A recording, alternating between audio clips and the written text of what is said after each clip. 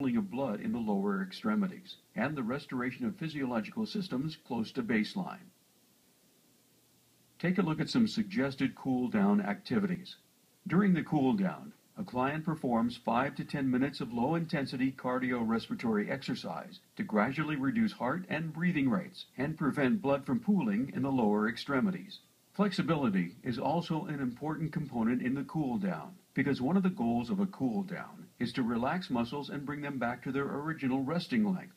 Self-myofascial release and static stretching are appropriate during a cool-down.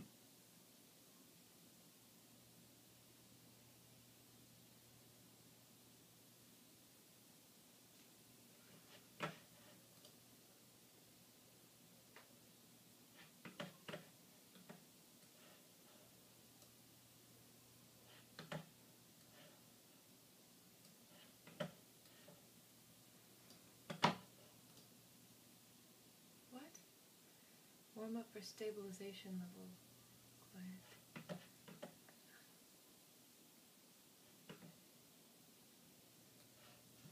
Cardiorespiratory exercise.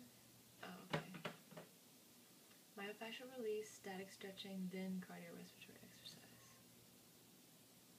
Benefits of cardiorespiratory exercise.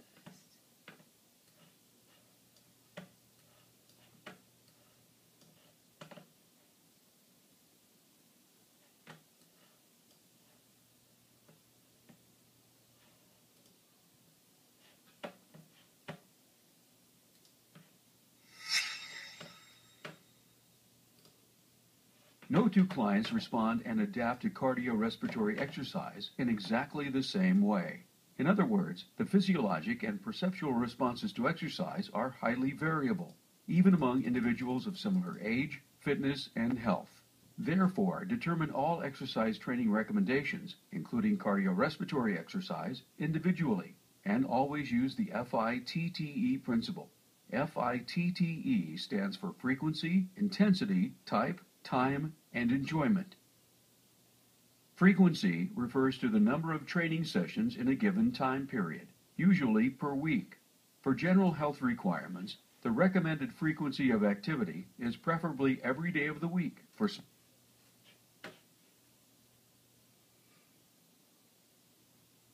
small quantities of time. For improved fitness levels, the frequency is 3 to 5 days per week at higher intensities. Intensity refers to the level of demand that an activity places on the body. Applied to cardiorespiratory exercise, you can establish and monitor intensity using numerous methods, including but not limited to calculating a percentage of maximal oxygen consumption or oxygen uptake reserve, calculating peak metabolic equivalent, peak maximal heart rate, and heart rate reserve, ratings of perceived exertion, and using the talk test. For general health requirements, moderate intensity is preferred.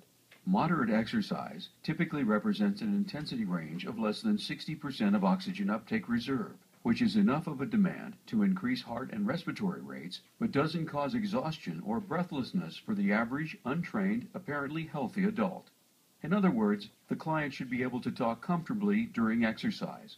For improvements in overall fitness and conditioning, higher intensities, greater than 60% of oxygen uptake reserve, are generally required. However, any combination of the two also results in improved health. Time refers to the length of time engaged in an activity or exercise training session.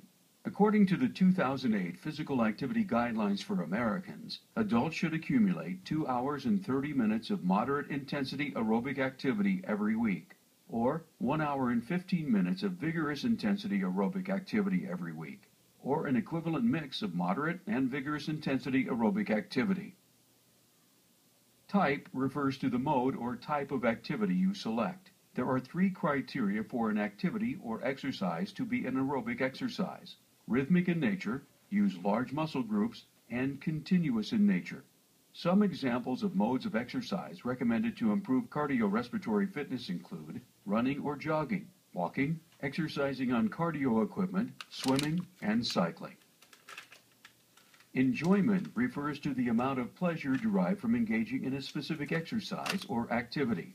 Unfortunately, professionals often overlook this component of the exercise prescription. If your client doesn't enjoy the mode of activity, it's highly likely that he or she won't adhere to the training program. A client is more apt to continue with a program that's fun and challenging than one that's dull and boring.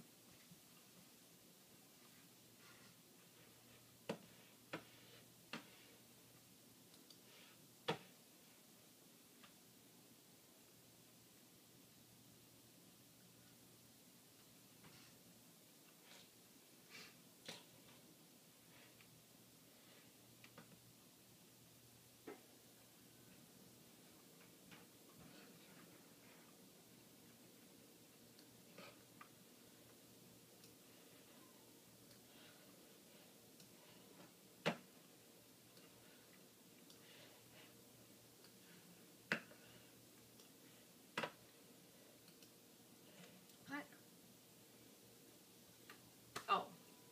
I got that confused. 75 minutes of the high intensity. Oops.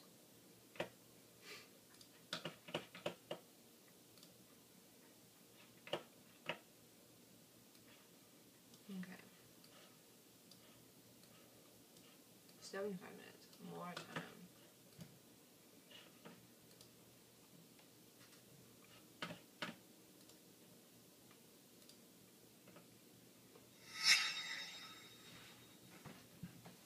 Cardiorespiratory training, as with any other forms of training, falls under the principle of specificity. According to the principle of specificity, the body adapts to the level of stress placed on it, and then requires more or varied amounts of stress to produce a higher level of adaptation in the future.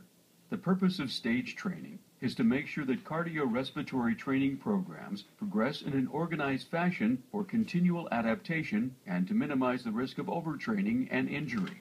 The three different stages of cardiorespiratory training uses 3 heart rate training zones that are similar to the 3 levels of training in the OPT model. Each stage helps create a strong cardiorespiratory base to build on in subsequent stages. Stage 1 helps improve cardiorespiratory fitness levels in apparently healthy sedentary clients using a Zone 1 target heart rate of 65 to 75% of maximum heart rate, or approximately 12 to 13 on the rating of perceived exertion scale. If using the talk test method to monitor training intensity, your client should be able to hold a conversation during the duration of the activity. In Stage 1, clients should slowly and gradually work up to 30 to 60 minutes of continuous exercise in Zone 1. If the client never exercises, she might start in Zone 1 for only 5 minutes or reduce the heart rate percentage to 55% of maximum heart rate. Clients who maintain Zone 1 heart rate for at least 30 minutes 2 to 3 times per week are ready for Stage 2. However, a beginning client might take 2 to 3 months to meet this demand. Stage 2 is for clients with low to moderate cardiorespiratory fitness levels who are ready to begin training at higher intensity levels. The focus in this stage is on increasing the workload in a way that helps your client alter his or her heart rate in and out of Zone 1 and Zone 2. Stage 2 is the introduction to interval training, in which intensities vary throughout the workout. An example of a Stage 2 workout is, start by warming up in Zone 1 for 5 to 10 minutes. Next, move into a 1-minute interval in Zone 2. Gradually increase the workload to raise the heart rate up to Zone 2 within that minute. Once the heart rate reaches Zone 2 of maximal heart rate, maintain it for the rest of that minute. It might take 45 seconds to reach that heart rate, which means your client is only at the top end for 15 seconds before reducing the workload and returning to Zone 1. After the 1-minute interval, return to Zone 1 for 3 minutes. Repeat this if your client has time and can recover back into the Zone 1 range.